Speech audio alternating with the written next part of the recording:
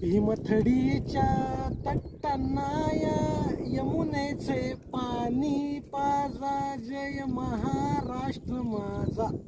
आता भीमथडीचे तट्ट म्हणजे भीमथडीचे हे घोडे. तर मित्रांनो, छत्रपती आपले शिवराय छत्रपती शंभूराजे यांनी जे अखंड स्वराज्य निर्मिती केली, त्या स्वराज्य निर्मितीमध्ये निस्वार्थीपणाने त्यांच्या घोडदळामध्ये जी घोडी होती ना, ती होती म्हणजेच की भीमथडीचे तट्ट, म्हणजेच की भीमथडीची घोडी. आता हे भीमथडीचे तट्ट आणि भीमथडीचे घोडे म्हणजे कुठले? तर मित्रांनो, पहिल्या काळी ना निजामशाह, आदिलशाह किंवा वेगवेगळे सुलतान अरबी घोडे असतात ना, अरबी घोडे आणि तुर्की घोडे हे अत्यंत जबरदस्त घोडे मानले जायचे आणि त्यांचाच वापर ते युद्धामध्ये करायचे. तर त्या काळी आहेत ना, मध्य पूर्व आशिया आणि मध्य आशियातून ना मोठ्या प्रमाणात अरब लोक आहेत ना, इकडच्या साईडला घोड्यांचा वापर करण्यासाठी यायचे. निजामशाह आणि आदिलशाह जास्त करून जी घोडी वापरायची ना, ती वापरायची ती अरबी आणि तुर्की.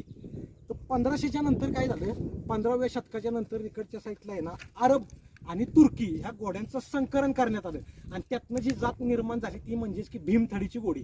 आणि ही मोठ्या प्रमाणात जी जाते ना, भीमा नदी, कृष्णा नदी आपली आणि आपली नीरा या खोऱ्यामध्ये जास्त करून त्यांचं संवर्धन करण्यात आलं.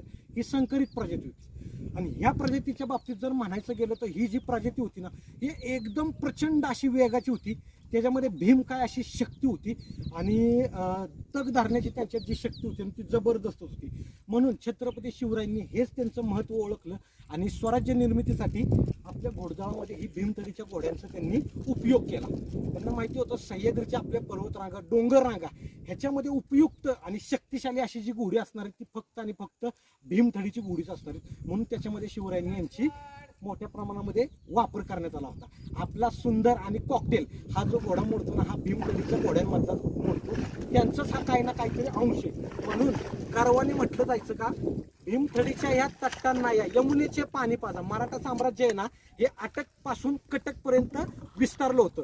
उत्तरेपासून खाली दक्षिणेपर्यंत मराठ्यांचा जो झेंडा होता ना, तो पेशावरेपर्यंत गेला होता. म्हणूनच असं म्हटलं जातं की तिकडच्या यमुना नदीमध्ये जे आपले भीमथडीचे घोडे आहेत ना, त्यांना पाणी पाजा असं गर्वाने म्हणायचे. म्हणून म्हणतात भीमथडीच्या तट्टांना या यमुनेचे पाणी पाजा. एक उपमा आहे, म्हणूनच म्हटलं जातं जय जय महाराष्ट्र माझा. आणि आपला सुंदर उर्फ कॉकटेल हा पण भीमथडी मधलाच येतो. म्हणून त्याचा पळ बघू शकता, जबरदस्त. त्यांची ताकद एकदम आपट असते, किती पण वजन टाका. आणि डोंगर दऱ्यामध्ये तर ह्यांचा नादच करायचा नाही, खतरनाक घोडे असतात. आणि यांच्या जीवावरती निस्वार्थपणाने छत्रपती शिवरायांना, मराठा साम्राज्याला ज्यांनी योगदान दिलं ती म्हणजेच की आपले भीमथडीचे घोडे. हे आता नामशेष होत चालले होते, पण अलीकडे आपलं धनगर समाज यांनी मोठ्या प्रमाणात त्यांचं संवर्धन केलं आणि ती जमात टिकवून ठेवली आहे. आता भारतामध्ये ह्यांना पण ऑफिशियली टॅग मिळाला आहे